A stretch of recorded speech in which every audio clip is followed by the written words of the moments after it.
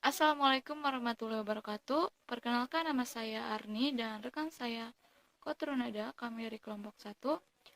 Di sini kami akan mempresentasikan tugas mata kuliah Sistem Informasi Akuntansi mengenai materi siklus keuangan. Beberapa pembahasan yang akan kami bahas yaitu definisi, tujuan, faktor-faktor, sumber data dan input, laporan keuangan, pengendalian umum, aktivitas bisnis dan aplikasi siklus keuangan, serta flowchart siklus keuangan berbasis manual dan berbasis komputer. Untuk definisi siklus keuangan. Siklus keuangan merupakan suatu proses penyediaan laporan keuangan perusahaan untuk suatu periode waktu tertentu. Siklus ini dimulai dari terjadinya transaksi sampai penyiapan laporan keuangan pada akhir suatu periode. Selanjutnya, tujuan. Nah, tujuan dibuatnya siklus keuangan ini yang pertama digunakan sebagai perencanaan dan pengawasan. Yang kedua, digunakan sebagai data penjualan dan konsumen. Yang ketiga, digunakan sebagai pengendalian sediaan. Dan yang keempat, sebagai penyediaan informasi atas kas, penjualan, dan konsumen. Selanjutnya, faktor-faktor siklus keuangan. Siklus keuangan ini memiliki 4 faktor. Yang pertama, yaitu siklus operasi perusahaan. Nah, siklus operasi yang semakin lama akan menghasilkan kualitas pelaporan keuangan yang lebih rendah karena dapat menimbulkan ketidakpastian dan kesalahan estimasi yang semakin besar. Faktor yang kedua yaitu volatilitas penjualan. Volatilitas penjualan yang rendah menunjukkan kemampuan laba yang tinggi dalam memprediksi aliran kas di masa yang akan datang, karena tidak mengandung banyak gangguan. Yang ketiga, ukuran perusahaan.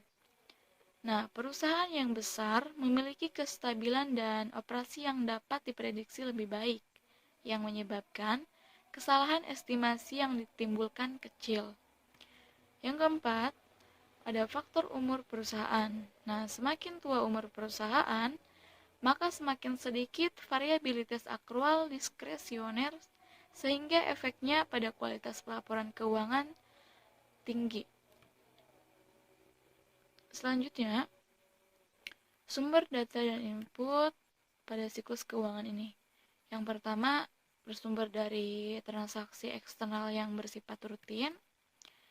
Yang kedua, transaksi internal yang bersifat rutin, jadi ada internal dan juga ada eksternal. Yang ketiga, ada transaksi non-rutin. Yang keempat, ada dari jurnal penyesuaian. Nah, transaksi ini terjadi pada akhir periode akuntansi. Biasanya memiliki 4 tipe, yaitu akrual, deferral, revaluasi, dan koreksi.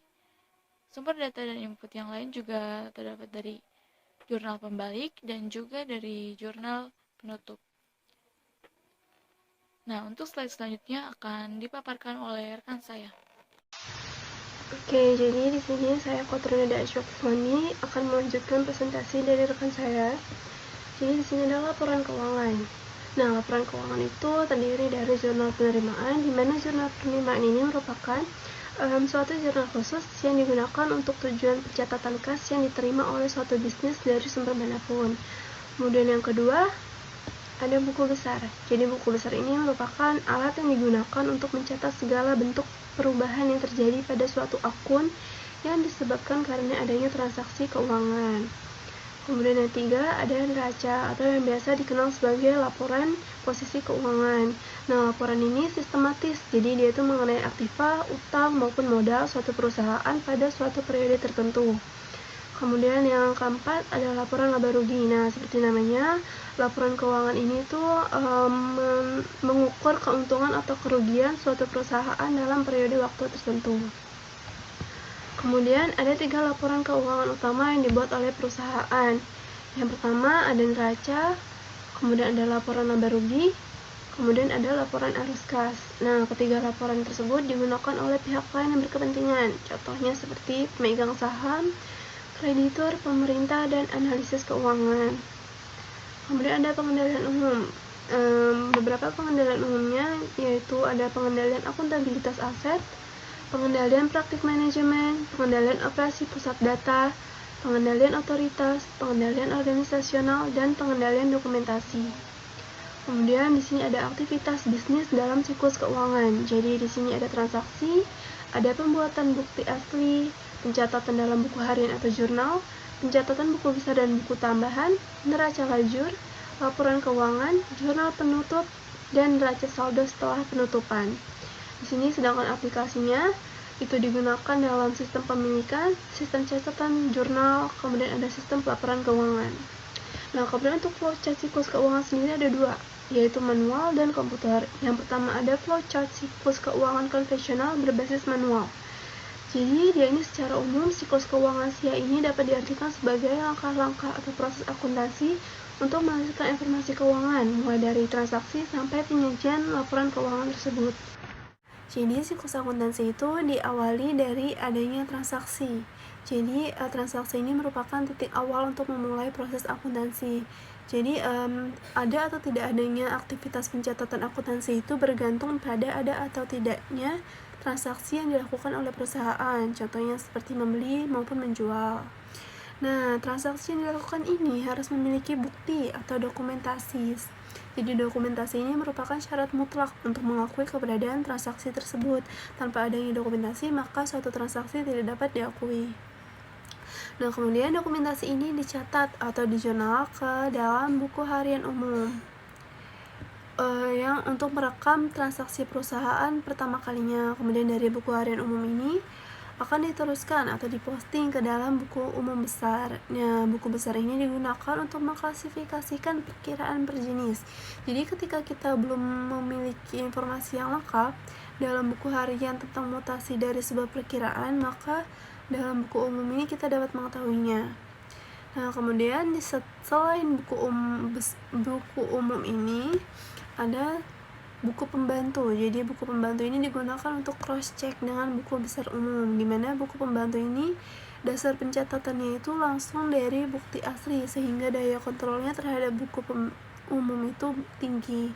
Kemudian setelah buku besar disiapkan, dibuatkan buku neraca saldo yang kemudian digunakan untuk mengoreksi jika terdapat kekeliruan mulai dari dokumentasi transaksi sampai pada buku besar umum. Nah, buku neraca saldo ini berisi saldo-saldo perkiraan dalam sebuah perusahaan. Kemudian setelah disiapkan, maka dibuatkan neraca lajur yang digunakan untuk mempermudah penyajian laporan keuangan dengan berbagai penyesuaian yang dilakukan.